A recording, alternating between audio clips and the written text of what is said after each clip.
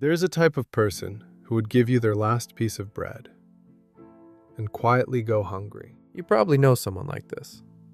Or maybe you are this person. Today we need to talk about the hidden psychology behind always putting others first. You cancel your plans to help someone else. You say yes before they even finish asking. Someone needs something, and your first instinct is never, "Can I?"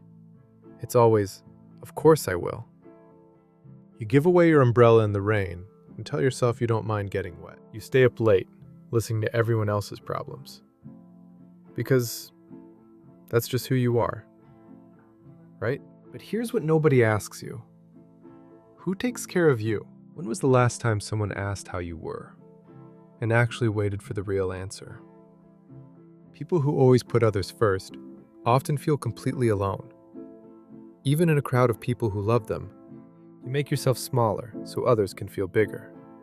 You call it kindness. But psychology has a different name for it, and understanding it will change everything. Psychologists call this self-abandonment, the chronic pattern of prioritizing others' needs above your own existence. And it almost always begins not with weakness, but with a very specific kind of pain from the past. Many people pleasers grew up in homes where love felt conditional, where being good meant being needed. A child learns, if I meet everyone's needs, I am safe. If I'm useful, I am loved. That child grew up, but the survival strategy stayed, still running on old code. The question that haunts them, if I stop giving, will anyone still want me here? They've lost touch with what they actually want, because wanting things for yourself felt selfish for so long. This is not generosity. This is fear disguised as love. Here's what the cycle actually looks like inside the brain of a chronic people pleaser. You help. You feel temporarily valuable. Then the feeling fades. So you help again. More. Each time you give, your nervous system registers. I am safe because I am needed. Dopamine. Relief. And when you try to say no, your body reacts as if you are in danger. Heart rate, guilt, panic. That guilt is not your conscience. It is a conditioned response. It is the old code activating. Here's the truth that nobody who was raised to give ever got to hear. You are not responsible for everyone's emotions. You are not a support system. You are a person. Your needs matter, not after everyone else's, equally, at the same time. Research shows that people who consistently self-abandon develop chronic anxiety, resentment, and emotional exhaustion. Not because they are weak, because they were never taught that boundaries are an act of love, not rejection. A boundary doesn't push people away. It shows them where the real you begins. The people who truly love you will not leave when you say no. They will respect you more. So how do you begin to change a pattern that has been running since childhood? Step 1. You notice. Without judgment, you simply begin to see the pattern for what it is. Before you say yes, pause. One breath. Ask, do I actually want this?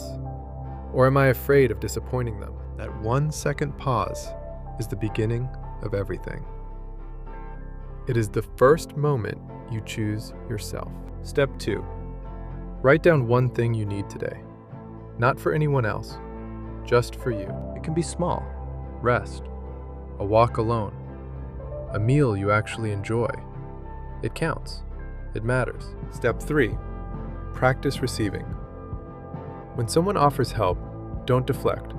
Say thank you, and let them. Receiving is a skill. It was taken from you early. You are allowed to learn it back. Notice how uncomfortable that feels at first. That discomfort is the old pattern breaking. It's supposed to feel strange. This is what reclaiming yourself looks like. Quiet mornings that belong only to you.